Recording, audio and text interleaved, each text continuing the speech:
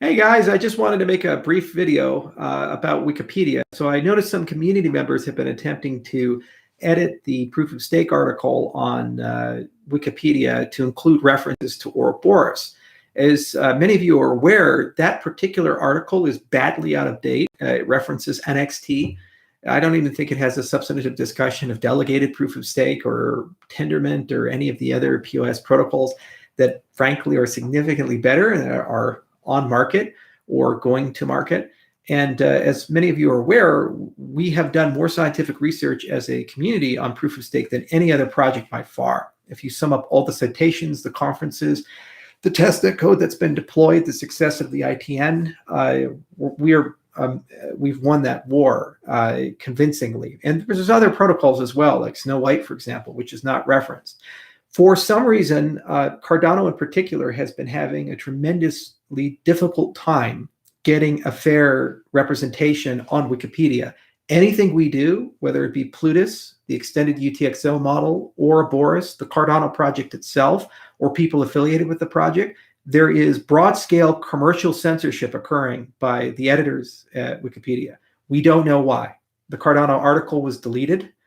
Even Phil Wadler, he has a biography on Cardano. You can actually go and look at the commit records. When they mention he's the creator of the Plutus programming language, which is a real project, it's an academic project. Peer-reviewed papers have been submitted. It's part of his career. He's made a decision to do that. It was removed from the article, and the editors cited IOHK spam. We don't know why there's hostility where coins like SpankChain can have an article on Wikipedia. A lot of other cryptocurrencies in top 15, top 20 apparently have articles, and that's perfectly fine. But then we're not allowed to have an article for some reason, even though we've been mentioned by the US Congress. We've been mentioned by the New York Times, the Wall Street Journal, the Financial Times. We're the most cited of all of the peer-reviewed coins in market.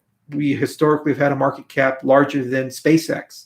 It seems that if you have tens of thousands of people, that it would be very easy and straightforward then for at least somebody to create an article, especially given the other articles that exist on Wikipedia relative to our industry. But there's commercial censorship that's happening. We've repeatedly asked for a standard, a burden of proof for these editors who continually erase our articles, continually erase any mentions of Cardano, to let us know what they care about and what we can do to remediate the situation. We never get an answer. It's just, you're not novel, you're not important, IOHK spam, this is not advertising. So SpankChain gets to have an article, other projects get to have an article, but for some reason we don't. The broader point is this points out why cryptocurrencies exist and blockchain technology exists. So what happens is people open a service up, a centralized service on the web, and they pretend to be a public utility. And then they get corrupted, and certain members of that utility get too much power. And then they use it to make arbitrary decisions. And in this case, we're a winner. And in other cases, perhaps, in this case, we're a loser. In other cases, perhaps we'd be a winner. But it doesn't really matter who the winners and losers are. What matters is a small group of people seem to be censoring a project. And this is an existential concern for all cryptocurrencies in the space, all projects in the space. So even if you have an article today, you could lose that article tomorrow, as we did, because we actually did have a Cardano article for a while and it was erased. No explanation, just I guess it's not novel. I remember when I was at Ethereum, there was a particular editor who repeatedly erased all of the Ethereum references on Wikipedia, saying it was not novel. So a system that has had profound impact on and even changed US securities law was apparently not a novel project. So these editors, for whatever reason, don't like crypto, and for whatever reason, really don't like Cardano. We're not sure why. But it's a warning to anybody in the Cardano ecosystem that your contributions to Wikipedia at the moment in this environment, for some reason, will probably be erased without explanation. You will be told to follow a process, and even if you follow that process, your contributions will still more likely than not be erased, and there's no recourse or consequences. We do not understand why this commercial censorship is occurring. We will address it when we have more important things right now, like the shipping of Shelley. And there may even be potential legal recourse that we can look into because there is an unfair commercial bias that's created by this. But now is not the time for that. I just wanted to make a video to explain the situation. It's something we've been tracking now for 3 years. We felt it on the English Wikipedia side. On others, like, for example, the Japanese, German, other languages, we seem to get much more representation. But the editors in this particular clique are censoring us. Cardano is a novel project, whether you like it or not. We deserve to be talked about. Even if you dislike the project and think it's a scam, these other scam projects apparently have pages. So we'd be the biggest scam of all time in the cryptocurrency space. Don't you think that's novel for an article? Write one then. You'll get it deleted. It's censorship. No one's allowed to talk about us. The very fact that Phil Wadler's biography page was edited to remove his contributions to a language he created in an academic capacity was blatantly unacceptable and wrong. Absolutely wrong. And it's hurting Wikipedia. It's hurting their ecosystem. It's hurting the quality of their encyclopedia. We could certainly have an industry scale conversation about how to improve the proof of stake article and work with other people who have made meaningful and significant contributions to proof of stake since that article was written. Nothing is allowed to be put in there. If you're EOS, you put something in, it'll probably be erased just the same for us. We could have a conversation about improving the accounting model articles and getting a really good UTXO and extended UTXO and world state article. So people can understand the differences between accounting systems that Tezos and Ethereum and Bitcoin and Cardano have. It's not possible at the moment. It's just locked down. It's very anti-crypto. We don't know why. For an organization that professes to be open, for an organization that professes for credible contributions, tell us the standard and we'll meet that standard. We met that standard in the academy. That standard amongst conferences that have a 10% acceptance rate for papers. We're not afraid to have a debate. We're not afraid to represent our technology and our progress. But one thing we will not accept is to be censored without explanation, for our community to be censored without explanation, and then to be told that we didn't follow a process when it's not clear what that is. We've been cited by people as high as the US government. We've been cited by major universities. We have major partnerships. These are novel things. Our ecosystem was worth more than SpaceX at one point. This is a novel thing. We've written 1 million lines of code. This is a novel thing, especially if you allow SpankChain and others to have articles, but we don't get one. So this is a warning to the community. Wikipedia, for whatever reason, is off limits. We can't do anything on our side. We've tried to work within that system. We will come back to it with more aggressive force and try to get a formal explanation from them why we are not novel and do not deserve an article. But we will do this after Shelley ships because we just don't have the resources right now. We're much more focused on product marketing, on documentation, and getting those T's crossed and those I's dotted. So I'm sorry you guys are going through this. I'm sorry you guys endured this. I saw somebody on Twitter today, very well intended, very well meaning, trying to actually inform the world that we exist and get us into the proof of stake article because it's so badly out of date. Didn't do anything. It already got erased. Instantly gets erased. This will be your experience from here on out. This is another example of why centralized services must fail. This is another example of what the existential danger to an industry when people rely on things that appear to be open, but are actually controlled by a few people who are incredibly biased and are not accountable to anyone else. So thank you for listening, and we'll come back to this topic in a few months, and we'll get it solved one way or the other. But I'm not happy about it. Haven't been happy about it for 3 years. I think it's completely unfair, outrageous, and ridiculous. And I'm sorry that now members of our community are being basically victimized, just like we have been, for making meaningful, well-intended contributions. We're happy to have a debate. We're happy to have objective articles written. We're happy to defend the things we've done and explain they're novel. But if small projects that aren't really even around anymore apparently get pages, but we don't get a page. We can't even make a meaningful contribution to an abstract page where we've written dozens of papers and are the most cited cryptocurrency in that respect. And our own people who are committing their careers and have biographies, have their biographies edited to remove references to us. This is censorship at the highest level. It's not acceptable. It's against the principles that Wikipedia was founded upon, and it's shameful behavior. And we'd like it to stop. We will come back to it in a little bit later to try an aggressive campaign to get an explanation of why it's happening. But in the interim, just be aware that these things occur. As always, thank you so much for listening, and we'll talk again soon. Cheers.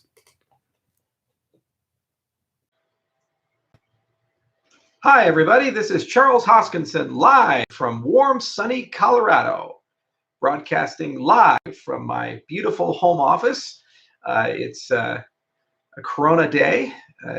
As you've seen, the cases have increased. As you've seen, people are starting to quarantine. So I'm spending quite a bit more time on the farm these days. Yesterday, I had a lovely experience where I tried to feed my donkeys and they ran away. And I've learned about how fast donkeys are as I chase them down, trying to get them back into their pens. So these are my days, in addition to dealing with all the duties of being CEO of IOHK. I decided that I would give you guys a little bit more of an AMA because I abruptly ended the other AMA out of a bit of frustration, and also I needed to go home. It was late at night, but now I'm here at home and I have nothing but time, and there's no one working at the moment at 9 o'clock, so I figured I'd answer your questions. Also, give you guys a nice request. For those of you in Japan, can you please tweet some pictures of cherry blossoms to me? Usually I'm in Japan this time of year, and I really do miss the blossoming. And unfortunately, it doesn't look like I'll be there in time to see it myself. And so I'll have to satisfy myself with your pictures. So please do send them to me. All right, now let's get to your questions, huh? Oh, and we wish Prince Albert II well in Monaco. We just heard that he's been diagnosed with coronavirus, but he's a very bright, tough guy, and I assume that he's receiving phenomenal health care, but it's always a concern when someone gets diagnosed with that. Okay. Let's see what you guys got. Hi, Charles. Can you say anything about the potential for Cardano oracles?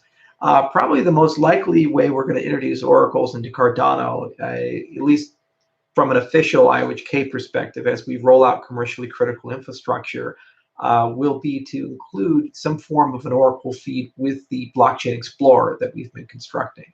So when you look at a blockchain explorer for something as complicated as Cardano, you can't just rehash what Bitcoin has done, where you construct an explorer that just tracks the movement of assets. The transactions in Cardano are evolving to become significantly more complicated than the transactions with Bitcoin. So you're talking about multiple assets, you're talking about metadata, you're talking about potentially identity information, you're talking about smart contract information, and potentially some regulatory flagging as well.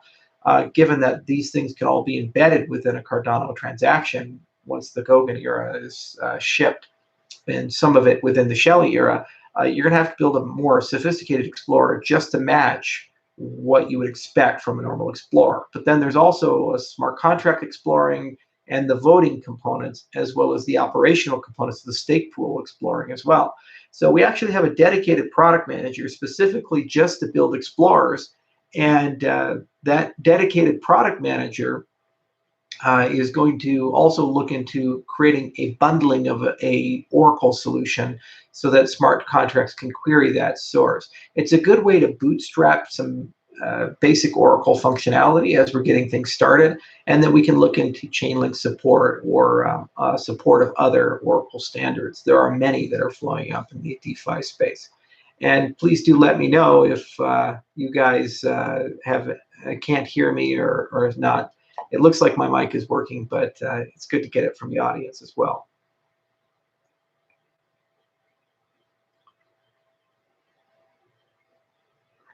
The router is a ASUS router. It's got 8 antennas and Wi-Fi 6. I get amazing routers, but unfortunately the best I can do is 4G internet, so it's like polishing a turd. When Chu? Never, because we shipped Shelley. We shipped the incentivized testnet in December. Frankly, it's as good as Shelley if we wanted to launch it today. If we were a normal cryptocurrency, we'd just launch on Rust, and we would have done that in December, and it's stable. 95% network to 99% network stability. 1,100 registered stake pools, about 300 to 400 of them consistently operating. It's actually the most decentralized network around as a testnet, and an overwhelmingly enthusiastic community and weekly updates. So that's Shelley. Because we've chosen evidence-based software, we have to ship on the Haskell side, and that's what's coming. And obviously, it takes a little bit more to bring that to market. But we satisfied that December requirement. We shipped Shelley, and now it's just time to ship the mainnet and get all those rewards to roll over. But people are making money right now off of it.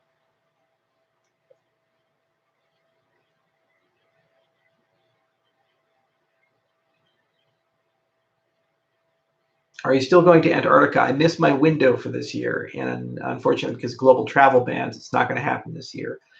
Next year, I will go. It's a done deal. I don't care what I have to do, and if I die, I die. But Cardano will be done by then, so you guys won't even care.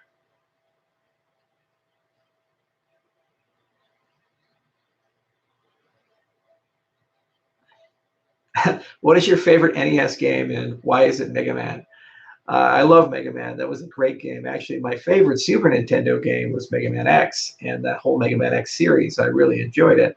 Killer Instinct was also very good. I played Phil Gore.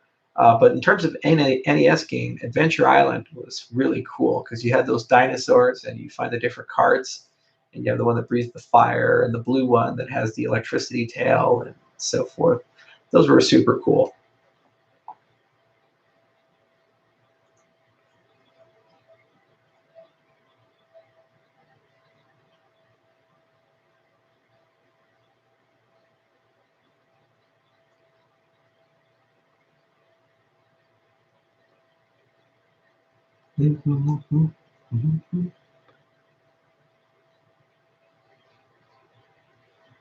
There aren't any delays right now. Charles, good to see you. However, I'm getting very concerned with all these delays. Calm me down a bit. But we haven't had any delays yet. We've been pretty honest about the deadlines this year.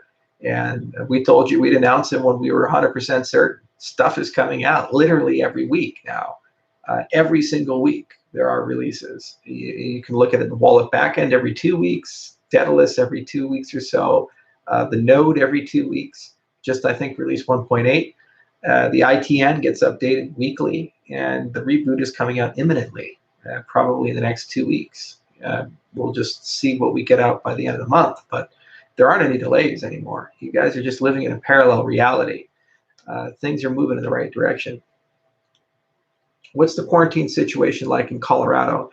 My dad's a doctor. My brother's a doctor. They both practice up in Wyoming, and I'm a bit worried about my dad because he's in his 60s and he's practicing medicine still and refuses not to go to work. He always shows up regardless of the conditions, and he doesn't particularly care if he gets there or not. He feels he has a moral obligation to go to work every day and take care of the sick. And he's in one of those age groups that if they contract it, it's quite serious. But despite that, he still shows up every day. Good news is he's in Gillette, which is a small town of about 50,000 people, give or take. And informally, I think the CDC is estimating that they might lose about 40 people in that town. They only have 15 respirators. They're probably going to need more than 100 if it reaches the curve that the CDC anticipates as worst case scenario. Here in Colorado, it's significantly worse in Denver, but I live outside of Boulder in the Longmont area, and there it's not so bad, but it has definitely a potential to be bad. And it's one of the things where we're just taking it day by day. I'm in a good position, and I doubt that I'm going to be substantially affected personally by it. What breaks my heart is I have a lot of friends and family friends who are losing their jobs or being financially deeply impacted by this. A lot of people I know in the service industry are being deeply impacted by the coronavirus outbreak. Just mass losing their jobs, hours being cut, and the money is just not there anymore. And as you're aware, many people live paycheck to paycheck. So this is the greatest tragedy of coronavirus. It's not the deaths. They'll certainly come, and they'll come in droves.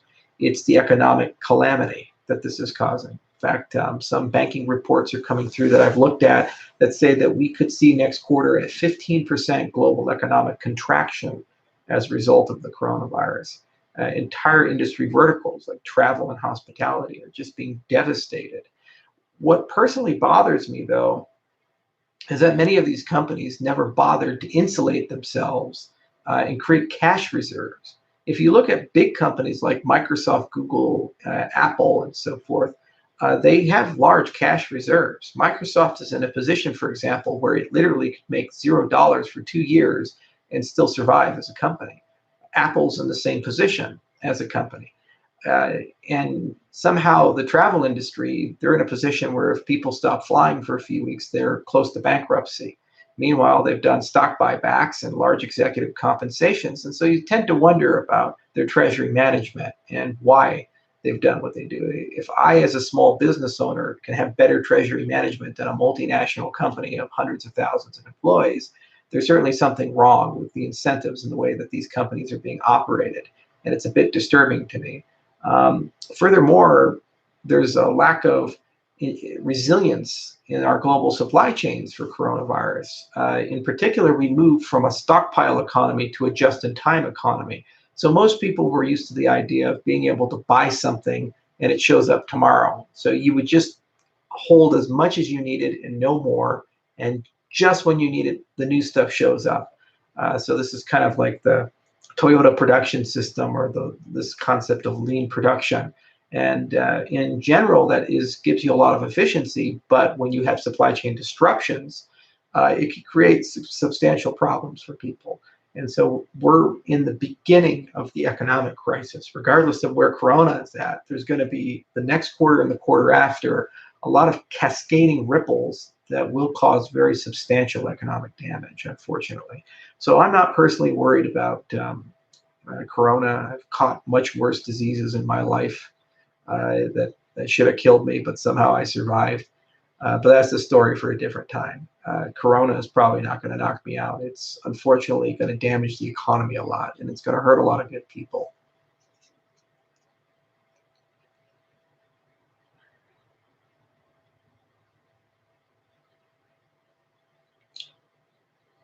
Hi, Charles. When can we expect an update from Aparna Jew? The end of the month.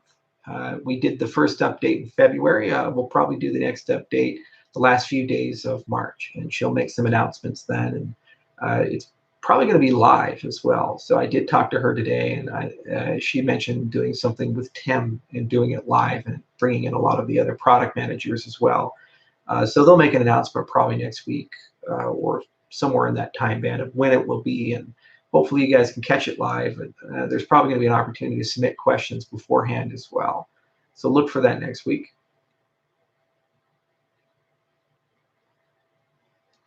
Is the Haskell-Shelley testnet going to be incentivized? No, because it's not going to run that long. There are two purposes for the Haskell-Shelley testnet. One, to migrate over the ITN infrastructure to the Haskell infrastructure, because there is a material difference between the two systems. And so the stake pool operators that we spent so much time curating and bringing into the system, they need some time to retool so that they can work on the software that's going to the mainnet.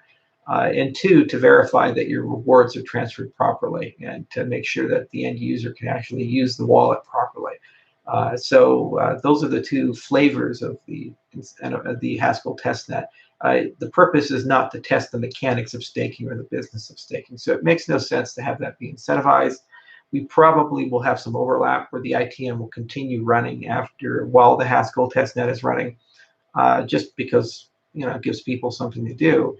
But it's not going to run for long, the Haskell testnet. It's mainly just to get those two things cleared. So it makes no sense to have that be an incentivized run. There's nothing to gain from that.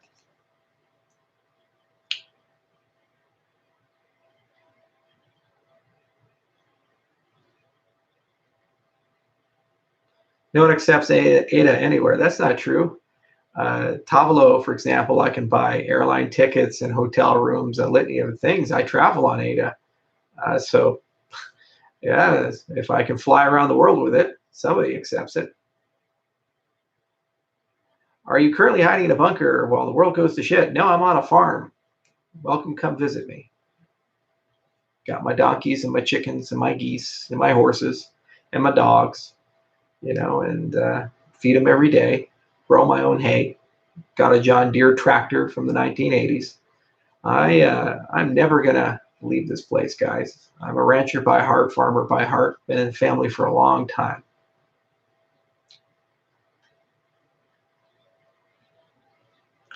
Are you going to review on Chico Crypto's video about you this morning? Why? Guy's a gadfly. He's a nobody. I recently got kicked off of Twitter. These people burn themselves out. What happens when we ship? What is he going to say then? Oh, we didn't ship fast enough. What happens when we're number 2 and displace Ethereum? Well, we're still a scam.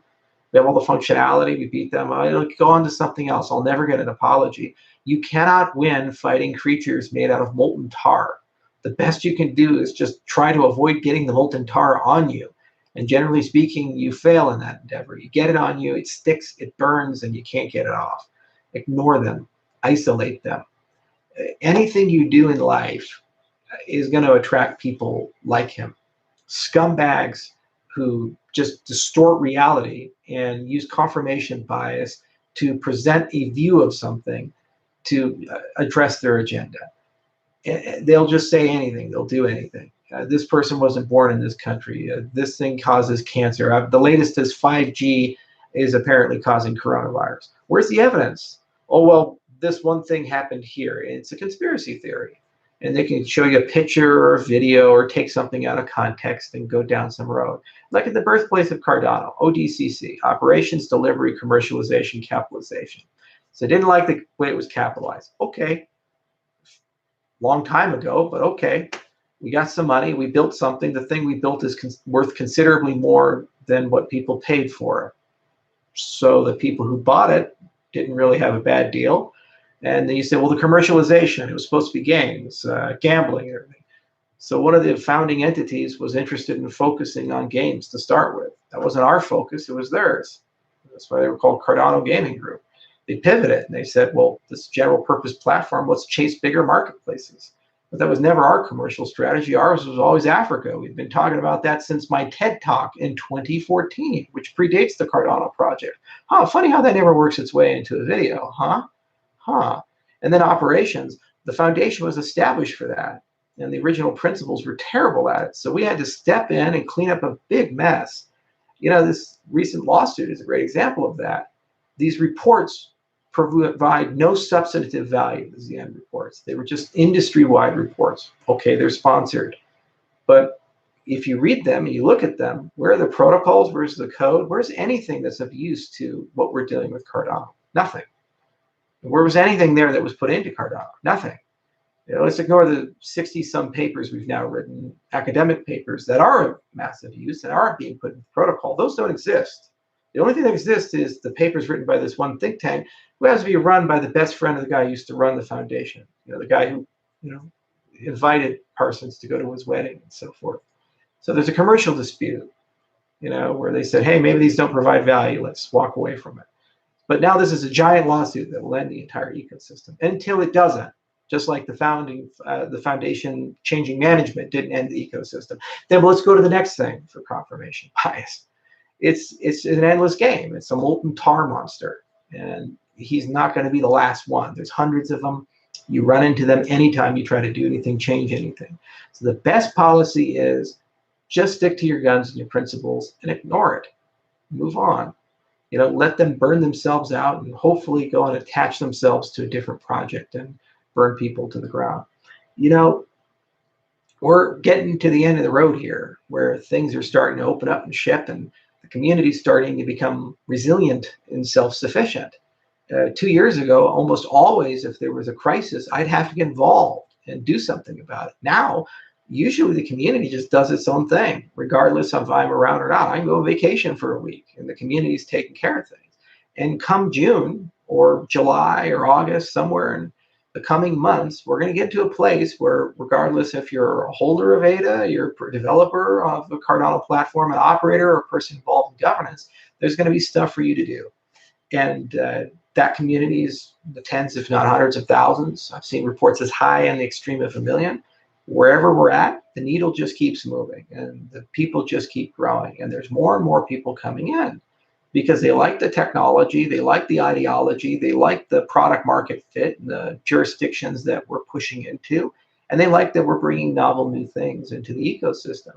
And we've gotten to a point where you can hate me and think I'm the worst guy in the world, but still find value in Cardano. What does it mean? It means we've succeeded. No cults of personality, and we're decentralizing. And if the molten tar monsters want to come after me and chase me around my farm all day long, if I've done my job right, they can do that and have actually no material impact on Cardano. And I hope we get to that day, and it looks like we're getting there soon.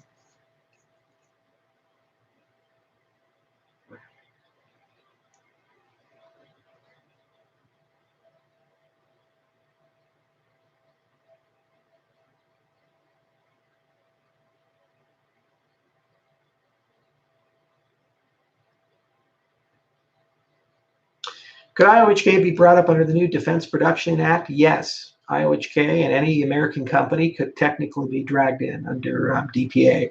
It's never been litigated in the Supreme Court, and generally speaking, it's a Korean War Act, and so it was meant for production of munitions and manufacturing capacity. So it's gave Truman the power to go to Ford and say, hey, instead of making cars, you'll make tanks. And technically, they could use this to go to pharmaceutical companies and say, make this drug, regardless of the intellectual property or so forth, or make this mask.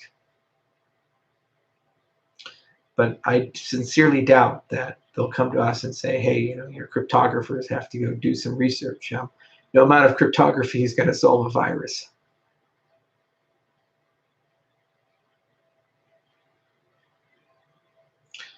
Hi, Charles. Could you compare Ouroboros and Algorand's pure proof of stake, especially with respect to fast finality? They're BFT protocols, so they get fast finality. We're probabilistic finality, so we're more like Bitcoin in that respect.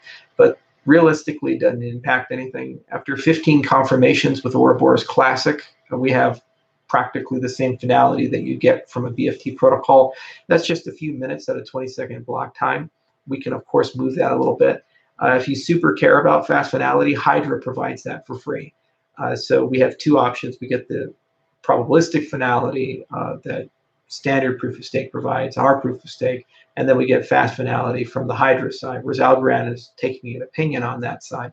The disadvantage is when you have fast finality is generally you actually have a high latency on your throughput because you have to go through more rounds to settle.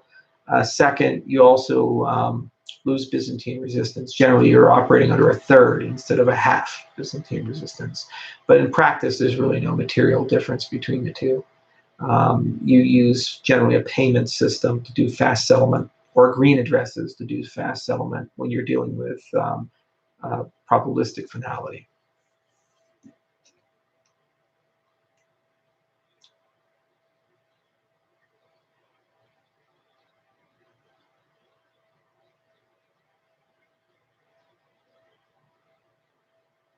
The nodes are consuming more RAM each update, approximately 2.5 gigabytes in the current 8.15. Will Haskell consume less? Yes, much less. It's been profiled for that. Hopefully we'll have some benchmarks for you guys on the reboot, and that's a good indicator where Shelley's going to ship because they share so much code. It's about an 80% code overlap, and they have the same network design. So the Haskell side is not a big consumer of that. The reason why you see high resource utilization, CPU and network and RAM for the Jormungandr node is almost always because of a misoptimization or a space leak or a certain defect as a consequence of the high velocity. And generally what happens is they fix those things iteratively. So we've had many cases of network spikes and CPU spikes and other things that occasionally crop up and crop down.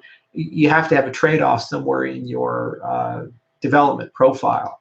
So if you're optimizing around fast turnaround, meaning every week you push something out to the user, it means you don't have a long enough time to have an independent QA cycle, meaning that people who aren't the developers are testing and running it, examining it, and coming back and working with the developers to correct defects they find within their test suite. And also they're rapidly changing things all the time. So it's hard to create a stable test suite. It's almost like a virus that mutates all the time. It's really hard to create a vaccine for it, right? So similarly, it's hard to create proper profiling when you keep changing things so quickly. On the other hand, you can fix stuff really quickly. So if you don't like 8.15, maybe 8.16 actually solves your problem for you. And then there's a regression in 8.17, but you get a new cool feature or it fixes another bug that you were worried about.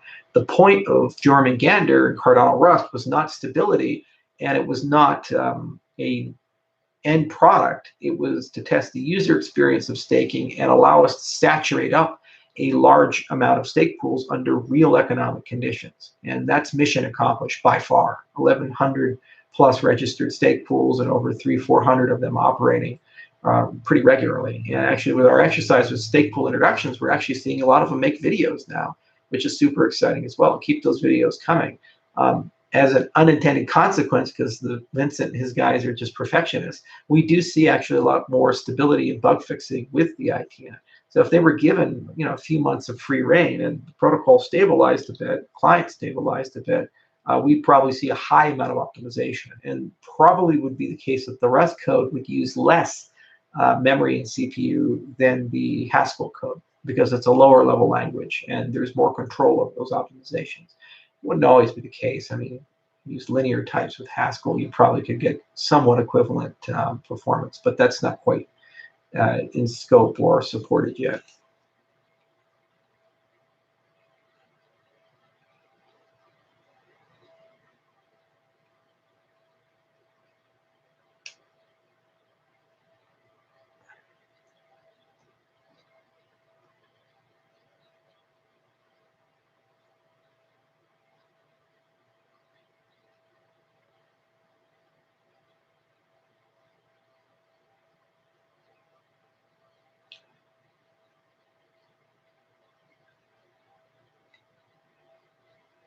Should be touching your face, man. I haven't left my ranch today, and everything's been sterilized here. It's like the one place I can touch my face. If I was going to get it from my own ranch, I'd get it here. I think I have a better chance of catching anthrax from sheep wool than I do COVID here.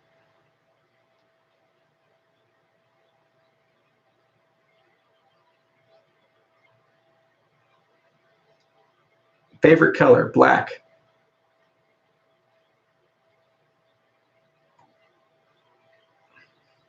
Miners in Bitcoin are less public. Will publicizing stake pool operators be a downside for Cardano? Is there a physical risk for them being known? If they're worried about it, then they don't really have to dox themselves, and they don't even have to de-anonymize themselves. They can even just create an online alias like Satoshi did and operate with that, have a public reputation around it, but nobody actually knows who the underlying pool is.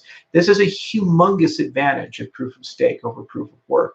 You have a virtual resource instead of a physical resource, which means that virtual resource is ephemeral. It can travel anywhere in the world, any country in the world.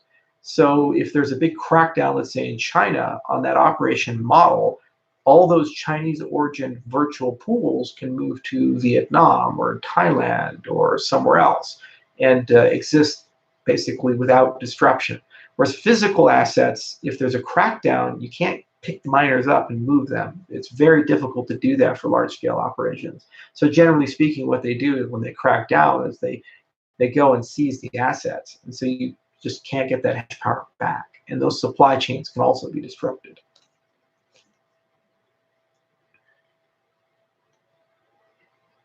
Let's see what else you guys got.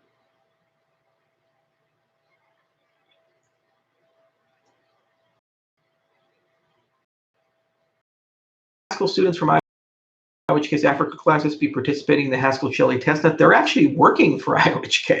They're not just participating. In many cases, they're writing code or doing various tasks for it. I think we hired about a quarter to 30% of the class, and some of them took jobs elsewhere, but we absorbed as much as we could. Yeah, they're doing work for us, and one of them even works for our director of cybersecurity, Charles Morgan, doing InfoSec work, which was quite surprising to me because that's so highly specialized. But it was just a joy running that class, and I'm very proud of Polina and Lars for going and living in Ethiopia for as long as they did, and doing great work. And I'm very proud of the girls for what they were able to put in. We don't talk about them enough. They should do stuff. They should write blog posts and do videos and so forth. It'd be cool to have them interviewed on the Cardano effect and talk about the things they're doing with IOHK.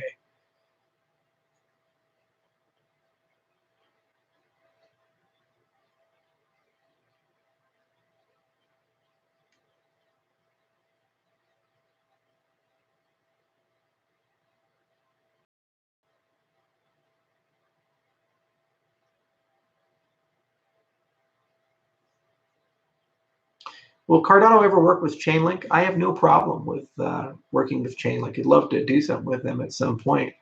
It's just one of the things we have to get around to. Right now, we're focused on more foundational infrastructure, but we're building our way up the stack, and we'll get to the Oracle side at some point, as well as the stablecoin side at some point. Hopefully, as quickly as we can. In a lot of cases, we can do things in parallel. Charles, can Cardano work on a voting app to get millennials and younger actual vote? It needs to be on a blockchain. They're canceling primaries. In the 2020, they're canceling primaries and democratic events because they don't want people to aggregate together. Fine, God's name aren't we voting online? Blockchains are the way to go. I know Ed Felton and these other guys are like, oh, e-voting is a bad deal. Grow up, get up with the times. E-voting is more secure than these aggregate voting and manual paper counting things because you get higher participation. So even if you have a higher local fraud rate, you get more physical people voting who have different configurations, and overall you get a better representative sample and an easier, lower cost sample of your population. So I think e-voting is the way to go, and blockchain is actually the way to do that. It's so conceptually simple. You issue an asset that it represents a voting token. You have DIDs to register people. There's all kinds of ways to create a root of trust and register people easily on a cryptocurrency. And the whole point of a blockchain is to account an asset, right? A vote token is easy as to count as an ERC20. And then your ballots are just addresses, and you send them there. You say, oh my God, but what about the privacy of the ballot? Then institute a Zcash style privacy scheme, and you have completely private collections. There's tons of ways to put voting protocols on. We've invented them, El Gamal and somewhat homomorphic encryption, and we're actually putting those into Cardano. And it's really sad that I, as a small company in Wyoming, can build a better voting system than the United States uses as a country, or for that matter, any country uses. What the hell is up with that, guys? Ask for better democracy. What do I think about the simulation hypothesis? I don't believe it, and if it is true, does it matter? Why is David Esser no longer employed with the organization? He moved on. We mutually decided that we could perhaps run the project a bit better with different management. As you guys are aware, we've had historic issues with expectation management and meeting deadlines and getting a proper, clear product vision to be articulated and developed and deployed. And that took a very special skill set, and not everybody has that skill set for this industry. And I have the utmost confidence in Aparna, and I have the utmost confidence in our current product team. And the last 6 months have been a phenomenal demonstration of their velocity and capabilities. And I'm very hopeful for this year. It takes a long time to find the right people. And it's not a dig on those people who didn't quite make it through. It's just not everybody's cut out to work in certain industries or work with certain product types and in certain environments. And they have to move on to brighter horizons. Did make some good contributions, and certainly a great articulate guy. And we wish him well. And we really do hope that his talents can be better utilized elsewhere. That said, the people we do have right now are quite good. See, I don't hide from questions, and I'm here always to call a spade a spade. This is a very difficult business, and there's a lot of tough choices you have to make and tough things you have to do. And we have had to make a lot of tough choices as a project. We've had to make a lot of tough choices as an ecosystem, and including Bitcoin itself. And you lose some good people along the way. The guy I miss more than anybody else is Mike Hearn, good friend. He was a wonderful human being, worked at Google, and this guy created the Bitcoin Java client. He used to send emails to Satoshi, and he rage quit over the block debate, never to look back. We should not have lost him in the Bitcoin space, but we did.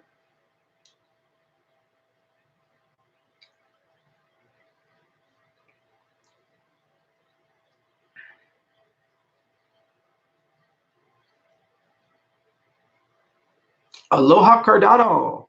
I was born in Hawaii, on Maui. Aloha. Mahalo. We're a little town called Makua, for your Charles trivia. They had this great place called Komodo's Donuts. It's run by some Filipinos in downtown Makua. It's this very small town, old town Makua. And I'd go every morning at 6 a.m., pick up those donuts. They'd sell them all out by 7. And the guy refused to make more. He's like, as soon as he sold, I said, all right, I'm going to go fishing. A very Filipino way of thinking.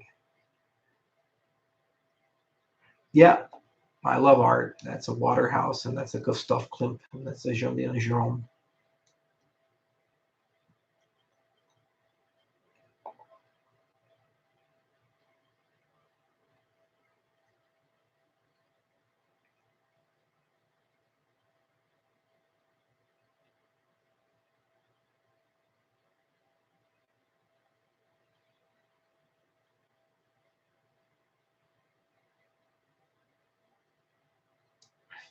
This is a good one. What is your largest stock holding in a publicly traded company? I don't own any equity. Like many of people in my age group, I actually hold two assets, crypto and cash. That's it. I don't have any bonds. I don't have any stock. I don't have any gold, any of these things. I just hold crypto and US dollars. That's pretty much it. Not a little bit of euros, from these types of things. But I don't really believe in the current stock market. And I don't really like the way Wall Street operates. And I just couldn't imagine giving them my money. At some point I'll diversify and hedge and set up a trust. And there's all kinds of ways that you can create cash positive flows, income flows that don't require you to go kowtow to buying Microsoft stock or Apple stock. I mean, it's just basically legalized gambling at this point, and it's not rational. Why should Microsoft share value go down like 30% when a global pandemic happens? Guys, their products are mostly digital. The foundations of that company are sound. Makes no sense at all. But hey, let's just do it, because why not? Corona.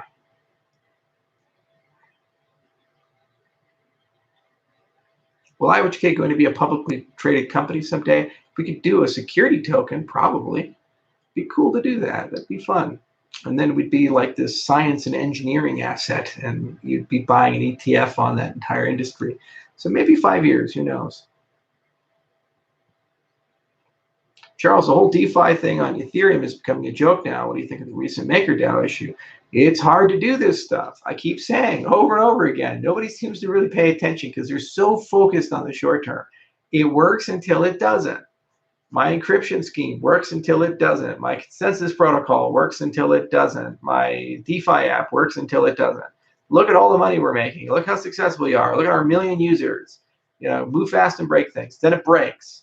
Oh, well, we have no liability. Screw the users. Who cares if they lose all their money? Not my problem. Risky, do your own research. It's an experimental economy. Blah, blah, blah. Oh, and we'll fix it better next time by temporarily introducing heavy amounts of centralization. That's where we're at. That's what these people do. Meanwhile, we guys in the research side, we're just like, let's try to actually do it right for the first time so you don't lose all your money when it blows up in your face. Because we have a moral obligation to build the right products. And they say, oh, how dare you delay for so long? You're a scammer. You're a horrible human being. Delay, delay, delay, delay, delay. So how can you win? Either we blow it up in your face with a substandard product, or we take the time to build it and they get brutally criticized the entire time we're building it. And then when we release it, everybody like a fucking goldfish forgets about it, moves on to something else to complain about. You have to look at a long-term horizon, and you have to have principles. If you're talking about people's money, their property, their identity, their privacy, you're talking about things that are very meaningful to people. They have to be built on stable foundations, and you have to have some evidence that what you're doing works. And if your evidence is we're going to just experiment, that's fine when the people you're experimenting with are wealthy people and there's not a lot of them. That's not okay when the people you're experimenting with are retail investors with their life savings and there's a lot of them and you're creating existential risk and they believe that they're getting involved in something that's flawless. Expectation management really matters a lot. And this just keeps happening in this industry over and over and over and over again. But you get what you pay for. And as long as there's money to be made, people will do this. And as long as you criticize guys like us who are trying to build things on solid foundations, you get less people trying to do that, more people chasing the fast money. Get what you pay for. Hi, Charles. If the coronavirus was to take you, is there someone with your drive and vision to take over? Yes, we have some great people. Romain, Tamara Hassan, Jer Moroni, Aparna. We have a very deep bench at IOHK. And if I was to die, product would get done. The vision's completely there. We have clear marching orders into the end of Cardano for our contract and for where we want to take it. And we have a great ecosystem, so I'm not worried at all. And if Lassa fever couldn't kill me, I don't think Corona is going to kill me.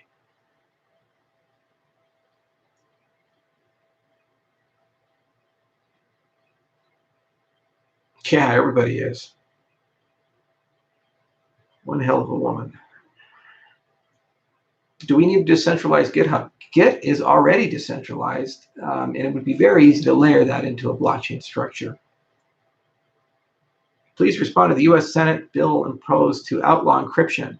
I think that's equivalent to the ability to outlaw gravity or to change pi to 3. I mean, people can certainly say stuff and try to do things, but you cannot enforce something as crazy as outlawing encryption. It's like, how would the internet even work? SSL is now illegal. You have to have certificate authorities put a man-in-the-middle attack for every single website. The U.S. government can enforce that. It's old people who have no clue how the internet works or technology works, playing and fiddling with things. And they should be in diapers instead of voting. You always wonder who should be taken by Corona.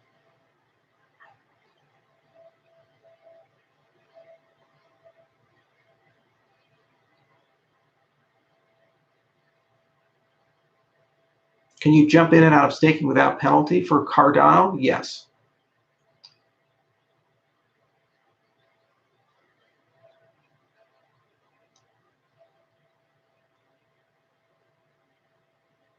How's your dog Nolly doing? Very well. We got 4 dogs. Nolly's the one you tend to see on Twitter because she likes sitting up on the hill and gazing over the distance with the Long's Peak in the distance.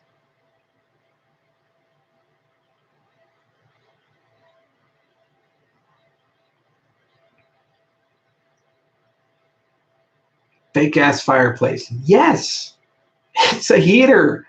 It's snowing outside. You people. Oh my God.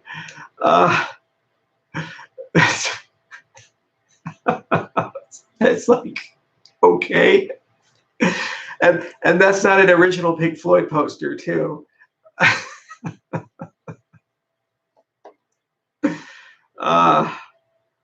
This is great. How often do you brush your teeth? Once a day.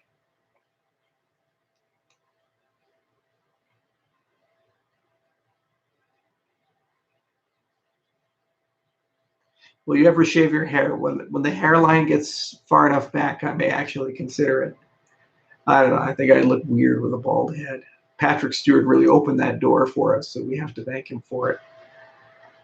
Us bald-headed guy, all the men on my mom's side, they all go bald, and so I'm destined to have that happen. Why don't you sue Chico Crypto for defamation? Because I'll win, but it'll take 2 years to win. And then what the fuck am I going to get from him? Meanwhile, the tar monster will get on me the entire time I'm doing it. And then what? I'll get an apology? No. You don't fight tar monsters. You put them deep in caves and you seal the cave.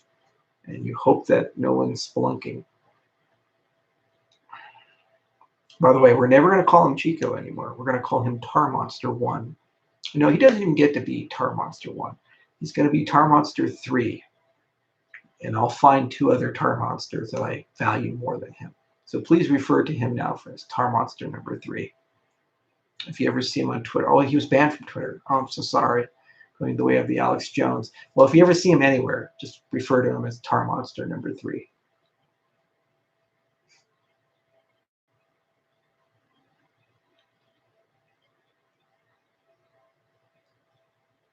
When will we see another IOHK conference? We're going to do a virtual conference for the launch of Shelley, and I did a video yesterday about that. So please do see that video on my channel. Hopefully we'll be able to make an announcement soon about the parameters of that conference and what platform we're going to use. I'd love to have it as a VR experience. That'd be super cool.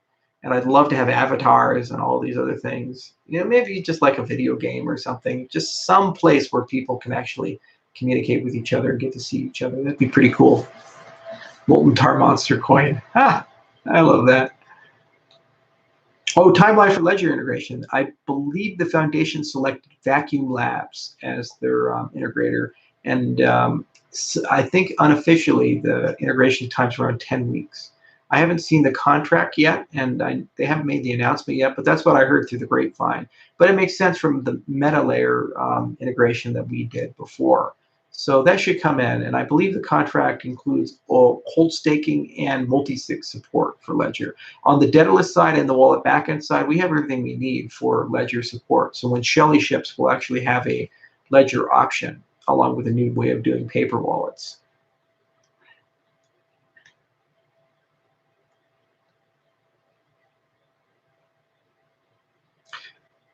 Are you still taking it from Richard Hart occasionally? Richard gives it to everybody. He seems to be a decent guy. I mean, he's pretty full of himself, but for the most part, he's just a crypto guy. You know, it's the same for Simon Dixon. You know, every now and then he picks on us, but he picks on a lot of people. So it's not like Molten Tar Monster number 3, who's just got like this crazy heart on for us. Crazy, like molten rage. It's what keeps the tar warm. It's the rage. Do you still think that ADA could hit $1 trillion market cap? Well, it's one of my most misquoted statements. I say I want ADA to be $1 trillion, and I explained in like 5-minute rant, rambling on and on of what that actually means. Watch the video, and I give a clear explanation of it. And I believe if we deliver what we're going to deliver and get the adoption we'd like to get, yeah, it should be there. It's going to change the whole world. How did the New Balance trial go? Pretty well, actually, all things considered. We're right now trying to re-up that and get them to expand it to more product lines. It was a pilot. It was quite a successful pilot. We didn't make a lot of money on it because of the Tangem cards consume most of the fees there. But it was a great way to actually look at a hardware product combined with a software product combined with a physical product and put them all together at the end of the supply chain. So it was a great proof of concept, and it was really fun working with New Balance. We actually built a cool cell phone app and everything. And we'll see what we'll see what we can keep pushing out with that relationship. It'd be fun to keep extending it.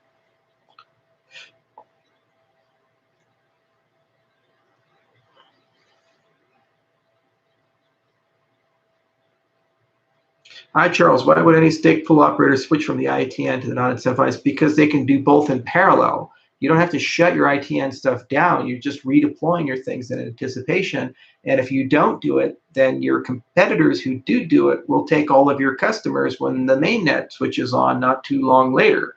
So you have a small window of time to maintain your brand reputation and customer base. So I think that's a pretty good incentive. But if you don't think so, well, I'm sure there's somebody who disagrees that wants your customers.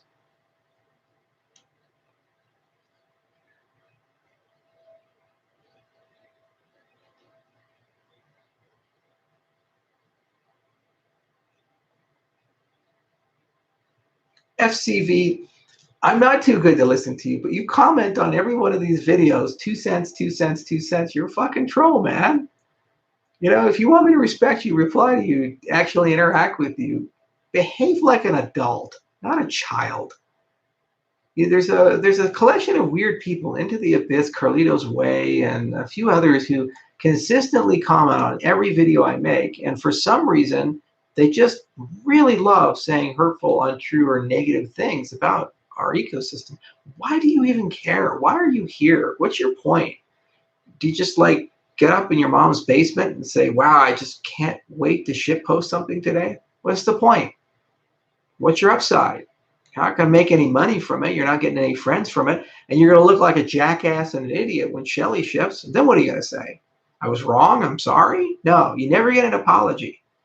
So maybe you're competing for Molten Tar Monster number 1 or 2. I don't know. We should have the Molten Tar Monster Awards. We'll call them the Multis.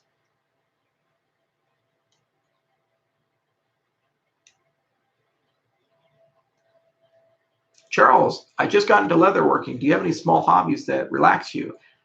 Yes, I do a lot of gardening these days, and I showed you guys my garden. I collect art. I trying to get into drawing and painting, but I just haven't really had the time. But lately, I think I'll be able to do that. Obviously, I run a farm, and that consumes a lot of time as well. I used to build watches. That was a lot of fun. I have a whole horological set, and so I can actually take a watch apart, take a movement apart, even fabricate components if I wanted to. I read a lot. Used to write a lot as well. So I have a lot of hobbies. It's just being a CEO, you just generally don't have a lot of time, and there's a lot of context shifting. Just when you get into something, you have a fire you have to put out, and that's just the way it is.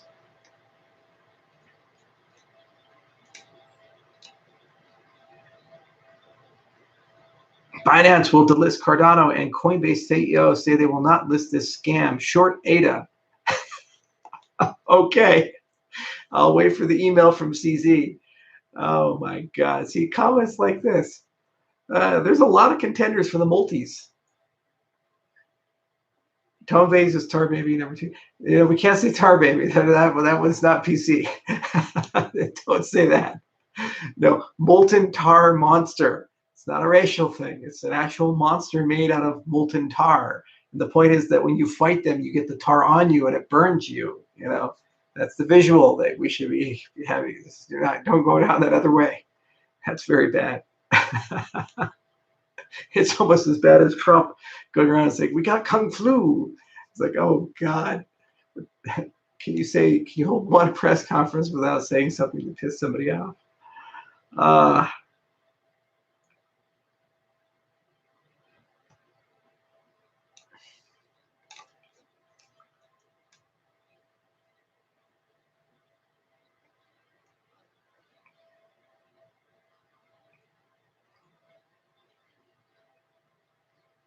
That's an interesting question. So, hi, does IOHK still plan to limit the amount of registered stake pools to 1,000 come the mainnet launch?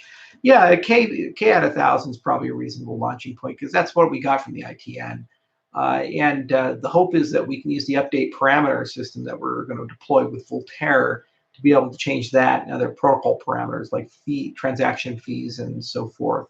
But it would be really cool to have a feedback loop where, based on network conditions themselves, the amount of the K parameter can contract or expand. So that would be that'd be a lot of fun. But it's kind of complicated to do that. So it's probably better to leave it to a voting system to update the K parameter. But 1,000 is a very good starting point. And what's nice is that the system maintains performance regardless of how large K gets. It's very performant within reason.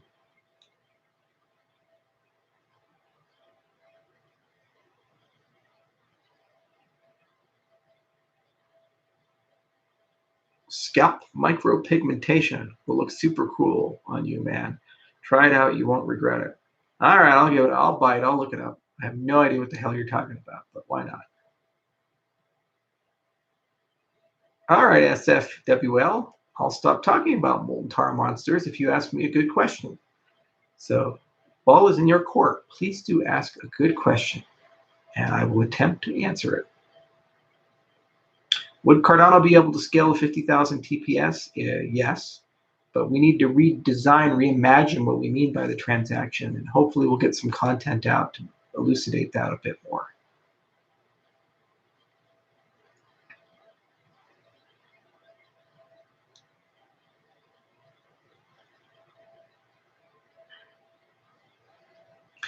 Does Vitalik have something up the sleeve to blow ADA out of the water? No, he never has. Everything he has, he's already announced. He's already blown his load.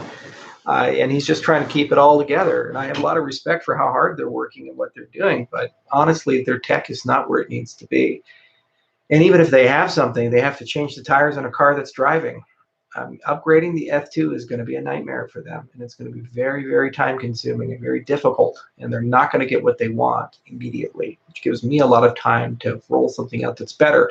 Also, he seems to really hate blockchain-based governance, on-chain-based governance. I think it's a humongous strategic mistake. And the lack of a treasury is going to be an existential problem for Ethereum.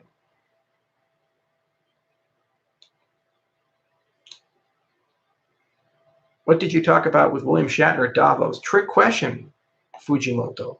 William Shatner was not in Davos. He was in Mexico. And we mostly talked about horses, but we did talk a little bit about crypto. 88 years old, brilliant guy. Although I have a great moment. I told him, I said, Bill, you have to be a bit careful about our industry. It's got a lot of fair weather people that tend to cling on to you. And William Shatner looked at me and he said, you know, I hate Klingons. 88 years old. He's that fast. He's a great guy. And I had the time of my life having dinner with him. It was a kind of a dream come true.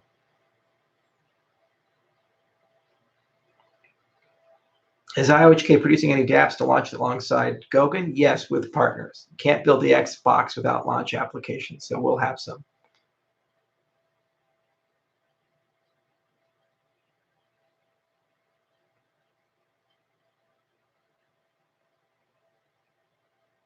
What do you think about Trump giving away money? This is his opportunity. It's like if he could just get out of his own head, he could have so many political wins. Like he'd just call up Andrew Yang and be like, "Yang Gang, it's time. UBI, let's go," and get that whole line of people in, and then like the Democrats' minds would explode. They wouldn't know what to do with that. And of course, Andrew Yang would say yes. He'd be like, "Yeah, see, yeah, this was the point all along. UBI, let's do it. Freedom dividend." But they won't do it. Makes me sad. I want to see that experiment run.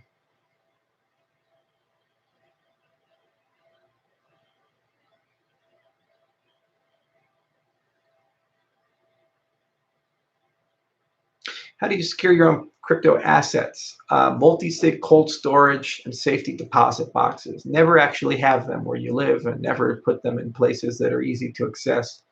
And if you have to have a custodian, have an insured one that's regulated. Are there any surprise partnerships that'll be announced when Shelley is released? Well, if I told you, it wouldn't be a surprise. Think about it. When return to academia and finish a PhD? Well, I'd have to pick a subject first. Might go back into mathematics to study analytic number theory. Wasn't any good at it. Never solved anything of prominence. It would be fun to do computational logic this time around. If I retire, I'd do that. That'd be a lot of fun. And I'd probably do something with homotopy type theory. And I think I could make some meaningful waves there because I could apply all the things I've learned here. So maybe if I do the Q Adidas project, I could go in under that, but it wouldn't be for a while. I'd have to retire for that. You really have to be serious to pursue a PhD. It's a lot of work, and you have to be passionate about what you do. We produce so much scientific output that it's like 10 PhDs worth of it.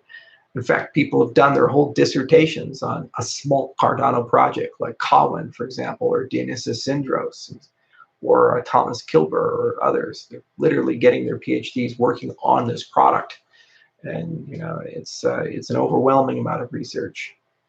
Why are some against treasuries? Because they're stupid. I don't have any other explanation for it. If you say it's okay to use inflation to pay to secure your system, but not okay to use inflation to pay to build your system and maintain the system and create adoption of your system, then you're not really understanding economics at a basic level. Think IOTA will make it? Well, if a centralized entity can shut your cryptocurrency down, it's not a cryptocurrency, is it? How will ADA change the legal industry? By creating a legal DSL. That's going to be a fun one. We'll talk about that later.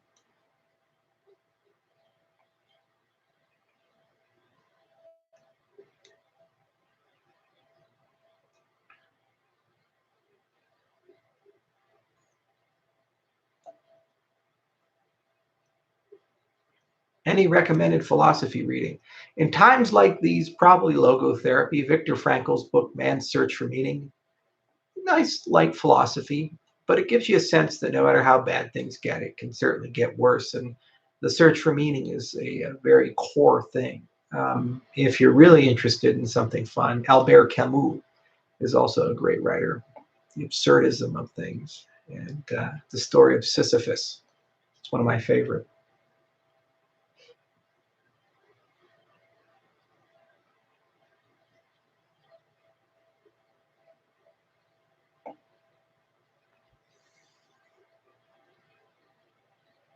Is ADA security? No, not even close.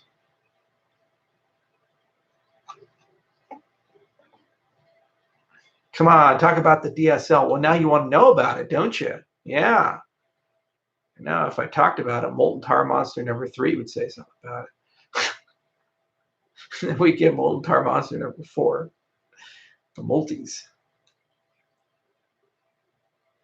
Why is Crypto Crow's website so weak? I would not call Crypto Crow weak. You can call that man many things, but like a 300-pound, 7-foot-tall man who used to be called the Tower of Pain, who's got kicks that can shatter legs, is not a weak man. He can rip you in half. I guarantee that. He's a scary, scary man if you actually see him in person.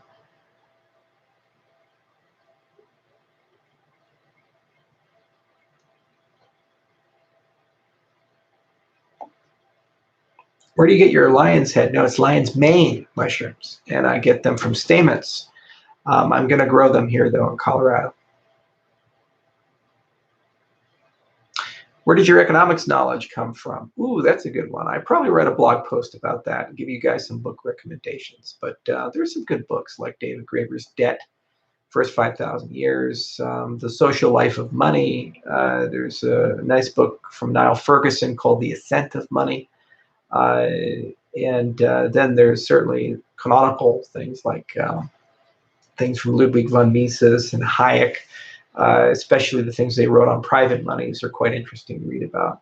But you have to understand, wealth and economics are ultimately social phenomena. They're the study of scarcity and how human beings react to scarcity. And they build social structures to manage scarcity and what emerges from that. And ultimately, I think that complexity theory is going to end up becoming the bedrock of economic analysis in the 21st century. Mostly because what complexity theory does very well is they can find these simple rules that, when applied in aggregate, form complex systems. And economies are basically that. You have simple interactions between people, information deficits, and then you basically run a model, and the model evolves and grows, and then eventually the model forms something. And that can be sand dunes, it can be ecosystems like the rainforest, it can be evolution, it can be economies. And a lot of cases where they've gotten it right with complexity theory, the economic modeling that they've done has been very, very powerful. It's predicted crises, it's shown when recessions are going to happen, and so forth. I think that there is a bit of too much effort for people to cling to things like only gold is real money. It's like, why is gold any better than silver or platinum or diamonds or anything like that? It's like, okay, it's scarce, right? You can't create it out of thin air, right? There's plenty of materials that have that, but also it provides no material real value or utility to you, whereas food does do something, right? So, you have to really start asking thought experiments and say, what makes good money? Is it the durability? Is it the fungibility of the asset? Do you need fungibility? They used to use tea as money. There's a great series I took on the great courses on banking, and it's 24 lectures that they did, and they actually had the third or fourth lecture in this brick of tea from the 15th century where you could actually break off units and pay people with it, which is pretty crazy if you think about it, but why not? Anything really can make money. In fact, prison camps during World War II, Stalag 8, I think, can't remember the Stalag number, but there was an economist who was in prison, so he did what all economists do. He wrote papers about it, and he modeled the prison economy and found out that cigarettes were the unit of account. And the richest man in the camp was a Sicilian priest who was very good at trading. So we'll write a blog post about that.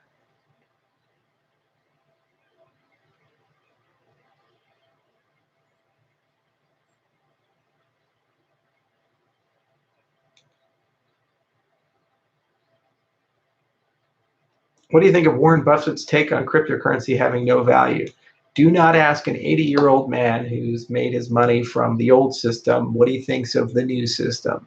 You're never going to get a good answer of that. The best case scenario is you're going to get, I don't understand it, but more likely than not, you'll get an inaccurate answer. There's a reason why these people retire. They are brilliant for their time, and they're masters of their domains, but their domains change, and the markets outgrow them, and they have to move on. Even Bill Gates has left Microsoft, and Buffett's time has come.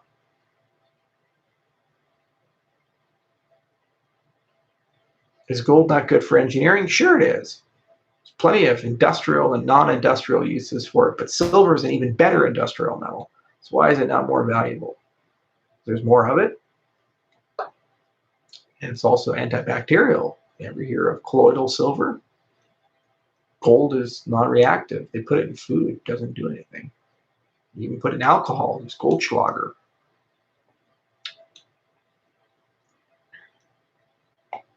Is inflation essential for growing economy? Well, if you have population growth, you're probably going to have some form of inflation. Does it really matter?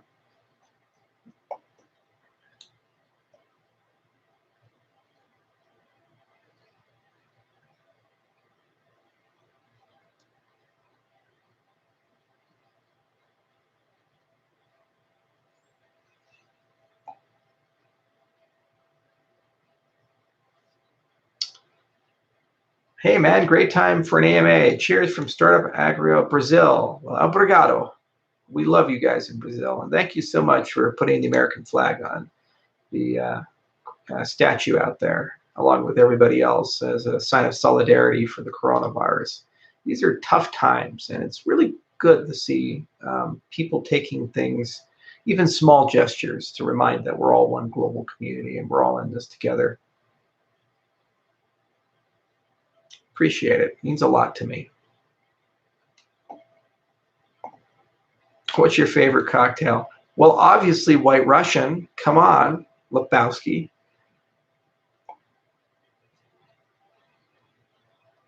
Charles, how long do you see yourself being with IOHK? I own 100% of IOHK. There's no notion of seeing myself being with them. I own it. It's my company.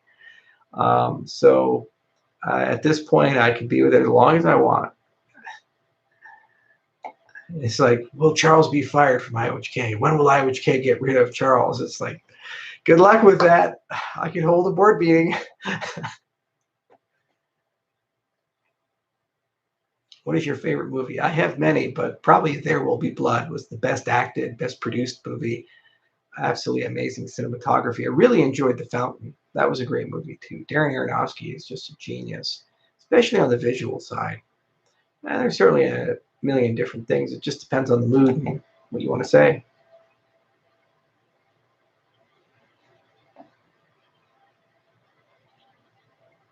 I hear Mexico wants Trump to hurry up with the wall. That's great. That's a funny one.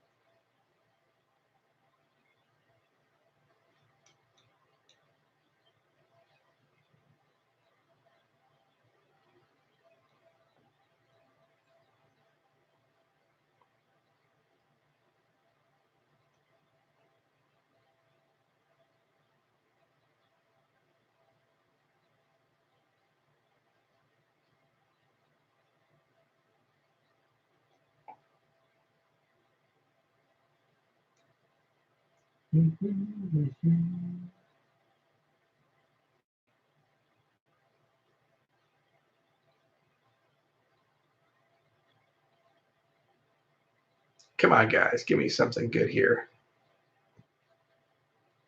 Charles, do you like cats? I have two of them, but they're barn cats, and they are used for mousing. I grew up with cats. My parents love cats. I've never been a big cat guy. I don't like animals that shit in boxes and make you have to clean them up. I prefer animals that go outside. When you have a farm, you don't have to do much. They're self-sufficient. Also, I like animals that when you call them, they come to you. Cats don't do that. Most cats don't. What was Ravenshore? Well, that's another interesting one. Ravenshore was a corporation I set up in Colorado. Actually named after a game. Might Magic 8 had a town in it called Ravenshore. Blast from the past there, Fujimoto.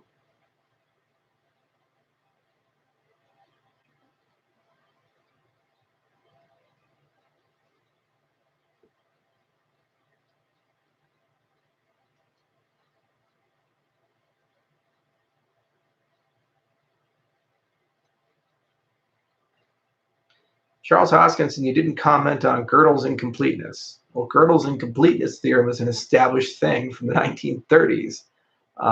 There's not much more to say about it. You know,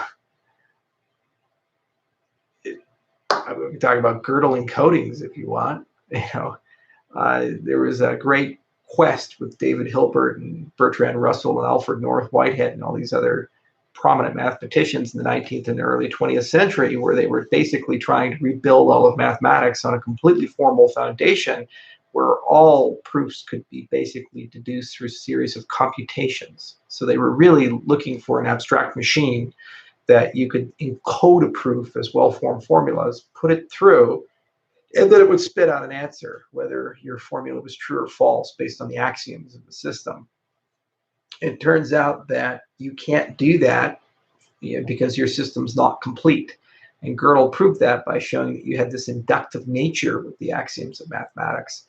So the minute that you had them, you'd always need another one. And he did this beautiful proof to show that, which was quite prominent. But it did lead to this concept of recursive functions that is equivalent to Turing machines and lambda calculus. And so as a consequence, it actually created the foundations of computation for computer science. So there was a great outcome from that research. And Turing machines kind of killed at least the question of decidability. Can you make a decision whether something is true or false or undecidable? And the answer for that is no, you can't. So Hilbert's entire agenda fell apart, but it did create computer science. So you can't really complain of that outcome. And actually, it's the nature of research. That's really the cool thing, where mathematicians were trying to formalize and systematize their systems in such a way that everything could be computable.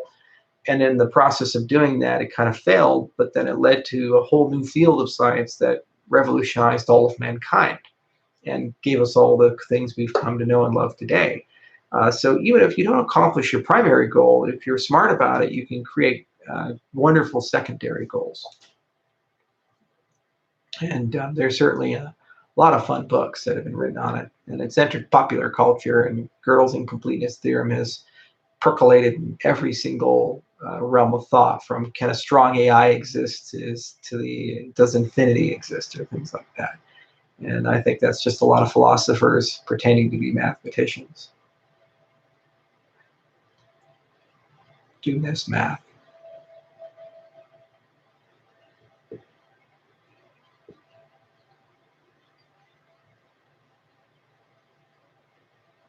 Will you ever change the name of IOHK since it isn't based in Hong Kong anymore? Technically, we already have. The Wyoming company is called Input Output Global, which is a subsidiary of it. So I am the owner and CEO of IOG, IOG.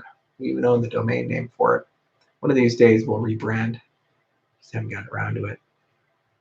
Heroes of Might and Magic 3, did you ever play it? Like hell I played Heroes of Might and Magic. You fucking did too. We all did. John Van Craighaven, man. Fucking 3DO, man. New World Computing, man. This just Arathia, right? Come on. It was an amazing game for its time. Masterpiece in game design and engineering. And obviously the Tower Town was the one to play. And then when the Conflux came out, because of the Phoenix advantage, that was always fun. But yes, that was a great game. And it was such a shame that New World Computing ran out of money when they were making Heroes of Might and Magic 4, because it was on track to be just as good. And it was such a beautiful game. It had a great soundtrack, but it just didn't have the money to finish it. And of course, Might and Magic 9 was a disaster because of that. Really sad.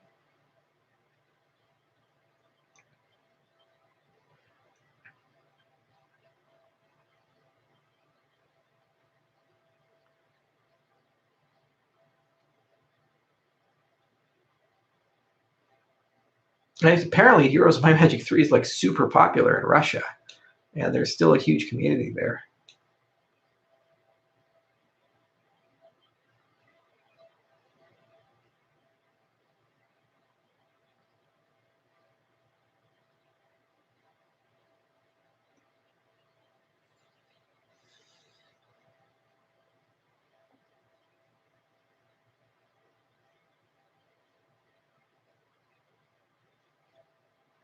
Charles, do you ever think math will ever be formally proven to be wrong conceptually? No, because math is just a derivation from axioms that you set. So it's not a question of is it wrong or right. There's a question of is it useful, and are those axioms self-consistent? And the axioms of math are independent and self-consistent with the way that we've constructed ZFC set theory. There's no notion of being wrong. Now, you can have philosophical debates. In fact, one of my favorite things to do is to watch videos from this mathematician on YouTube who's like completely convinced that our notion of infinity as mathematicians is wrong. What is his name? It'll come to me in a moment. But God, he's actually a proper mathematician. He did Lie algebras and went to Yale, and he makes these great videos. And he's done some very good pedagogical work, especially in talking about Babylonian mathematics. So Babylonians use a base 60 system. So this is actually one of their cuneiform tablets, and this is a calculation table for how base 60 works. So it's we use base 10, and there's counts all the way up to 60, and then wraps. around, so you have to use a different way of doing calculations. But if you're ever curious on how that works and how to read these little things on the tablets, then go to his videos. And again, the name will come to me in a minute. I just can't remember at the moment. But no, math is independent and consistent. It's perfectly fine. And yes, it is one hell of a router.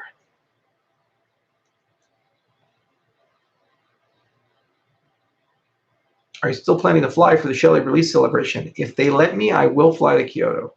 But that's if they let me.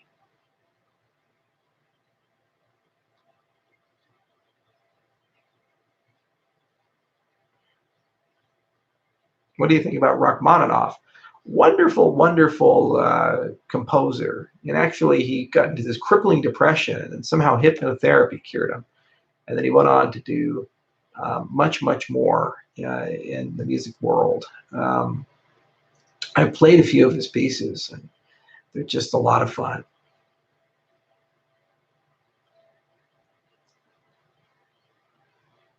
And what's nice about it is because it was almost like a hybrid between Liszt and Chopin. Liszt is virtuoso, and just pure virtuoso, totally embedded there. And Chopin is like all soul, and just all emotion, pure emotion, like dying of tuberculosis while his girlfriend's cheating on him with his best friend. And Liszt is all like, I'm the man, I can do anything. I play 12th intervals super fast, whatever. But when you put them together, you actually have Rachmaninoff. He's a little bit of everything, and just a brilliant guy.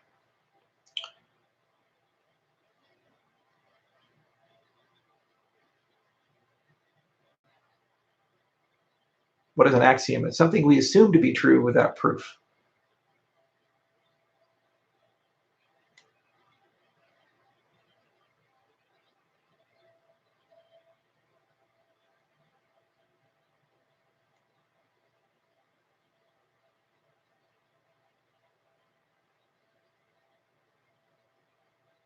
Art Tatum for jazz.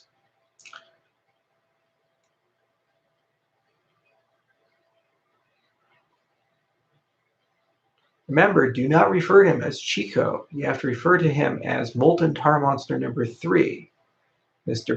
Brinker.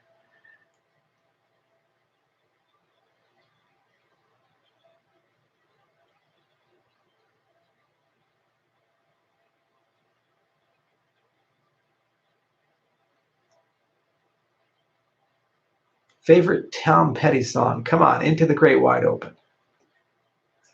That's the one. Although the markets really did push free falling on us, didn't they? But we do love American Girls.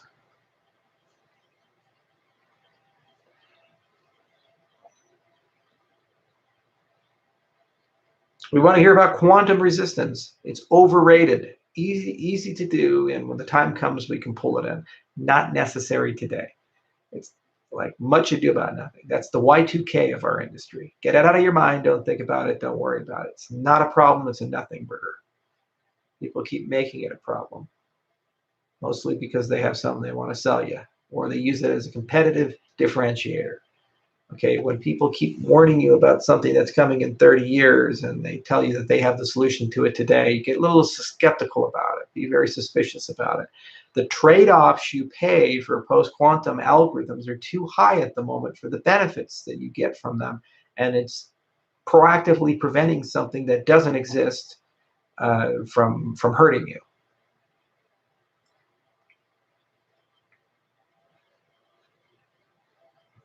If you're curious about it, look up Shor's algorithm. See, all right, they're already starting to do Molten Tar Monster number 3. Can you 3D print a Tar Monster award, the multis? We have a 3D printed statue. It comes in 3 different flavors. This is really getting a life of its own. Please make some pictures for Twitter. Please do. Your song is Won't Back Down. Never have, never will. Is Molten Tar Monster number 1 Craig Wright? Oh my God, he is. Wow, we have number 1 and number 3 selected. We just need to get number 2.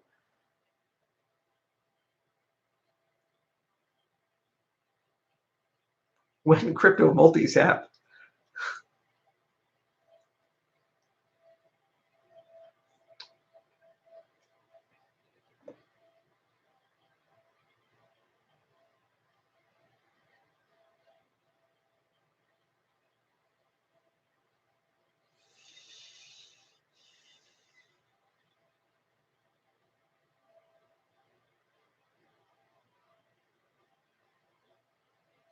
Come on, guys, give me something good. Give me something to end on. I had this epic rant last time. I'm not in a rant mood, though.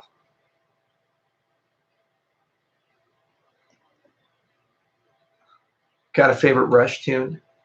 You can get all Neil Peart's on me?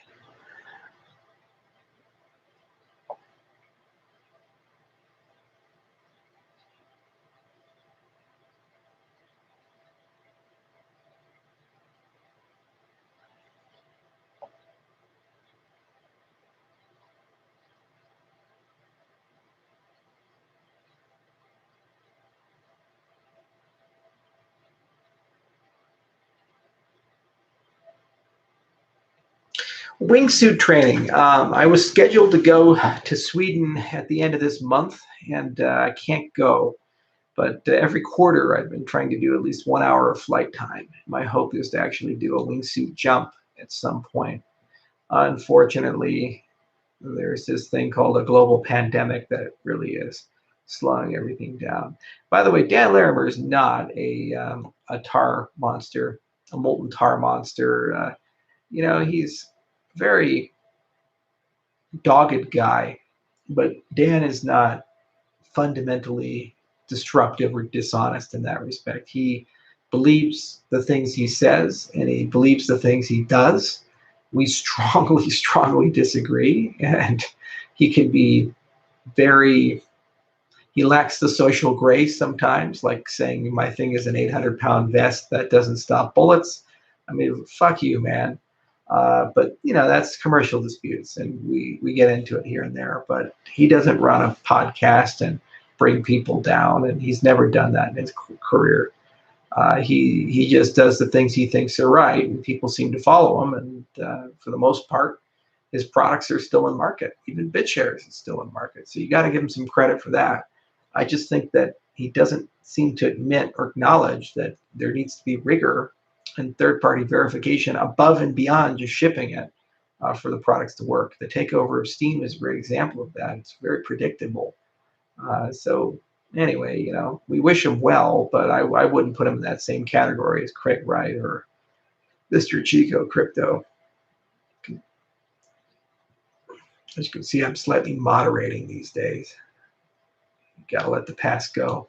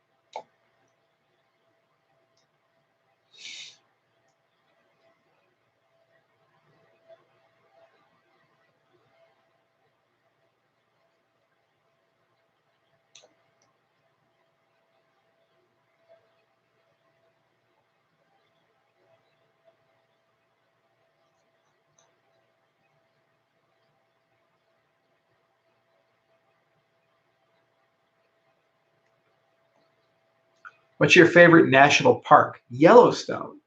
Absolutely amazing place. What is your greatest fear? Flying cobras. Very terrified of them. Flying cobras are the worst. No more Pink Floyd wall hanging. Well, Pink Floyd's right there. But I replaced it with the artwork. I'll put the poster somewhere else, probably in the office.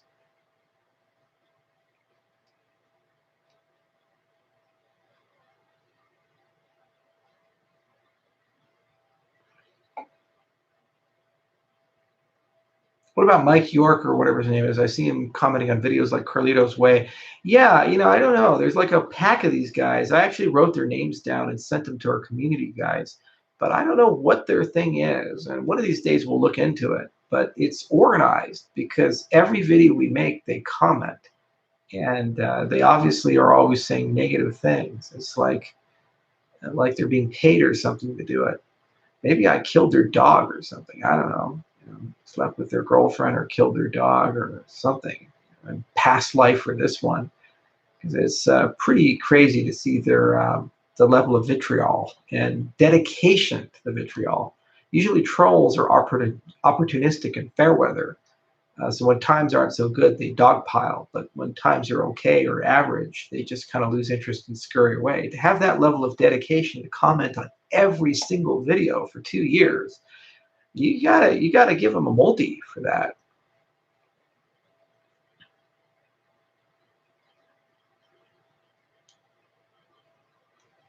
Do I remember the mathematician, Louis? I'm sorry, I didn't get the first part of the question. Which mathematician? What did you do?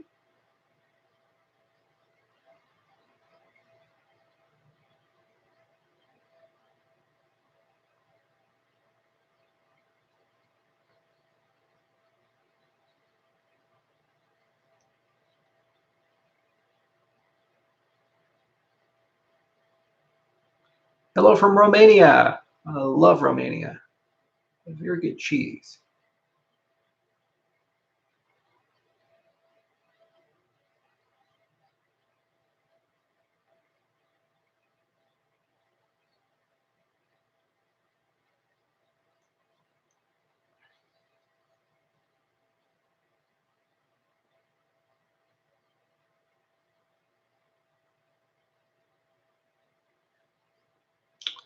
Come on, guys. The infinity. Oh well, the guy who first came up with the notion of infinity. That was around math for a long time. The person to formalize it was Georg Cantor, and he was also bipolar, and so he was committed towards the end of his life. But he did some groundbreaking work, and he even came up with something called the continuum hypothesis, which was later resolved by saying that math can't solve it, which is kind of a fucking cop out. But yeah, the whole concept of infinity. Oh yeah, remember the name of the mathematician who was against infinity? Yeah, I'm sorry, it's been a long day. God, I don't remember it. I'm going to tweet it now when I find it. What about Thanatos Holdings? It was a holding company for some IP that I possessed. Roll it in the same category as Ravenshore. Favorite mathematician? Well, that's hard. My favorite writer in mathematics is Paul Halmos. I thought that he just was so elegant and concise. The most beautiful proofs were from Grothendieck. He was incredibly good at that. I think the most creative mathematician, probably Poincaré, was tremendously creative. Not very disciplined, but incredibly creative, and was capable of really having a fun time with concepts. Probably the most rigorous mathematician of the 20th century. I have to think about that. There were a few that were fun to read. Hilbert was certainly interesting. Very rigorous guy. Very, very rigorous. Had Bertrand Russell stayed in mathematics, I think that he could have done so much more, but he kind of got broken and went to ethics, had a much more enjoyable life.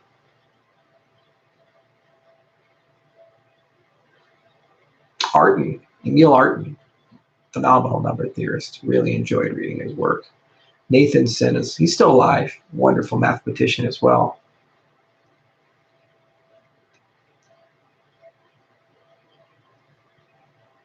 Chloroquine, it'll work with 100% effectiveness within 3 days. Sure it will. No, it doesn't. Don't believe these types of things. Chloroquine is an old drug to treat malaria. I actually contracted malaria a long time ago.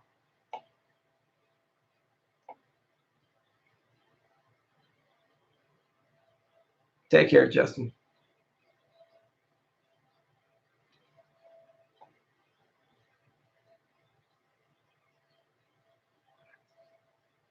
And we're winding down. Looking for a good question to end on.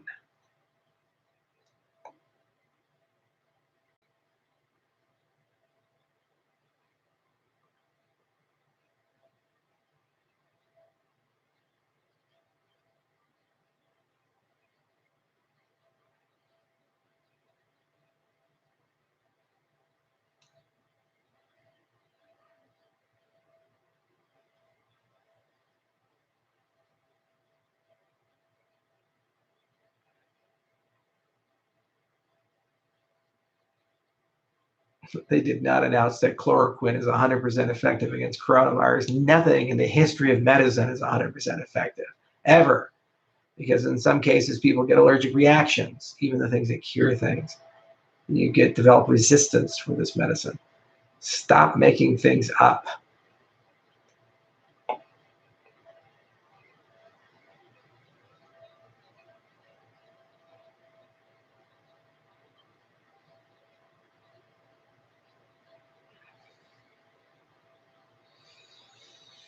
What's next for IOHK after Cardano? What venture would you guys like to take next? Something involving the freedom of association, commerce, and expression. One of these days. There will be a virtual conference, Steve-O. Pay attention. All right, kids. General Zod, good to see you. All right, General, I'm just about to sign off, but out of respect to the Zod, do you have a question for me? Closing question. No pressure. Come on. Yeah, chloroquine does have some bad side effects. It gave me super crazy, weird dreams. Do you still contribute to ETC? We have not made a code commit in quite some time.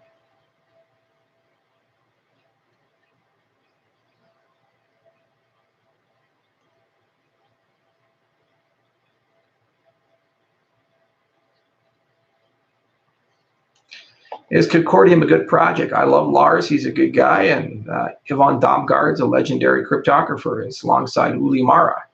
Hard to fight their bona fides. And I hope that they succeed.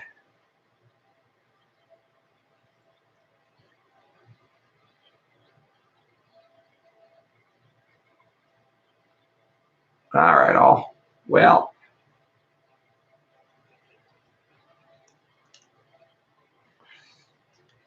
nothing good. All right. Well, anyway, I'll talk to you guys later. Thank you so much for listening. This has been a heck of a lot of fun. And until next time, in Bocca al Lupo, hang in there, Italy. America, we're not too far behind you. And I hope that we can keep this going as long as we can before the great American quarantine shuts everything down. And if that doesn't happen, well, I guess we'll just have to get back to business as usual. Cheers, everybody. Bye-bye.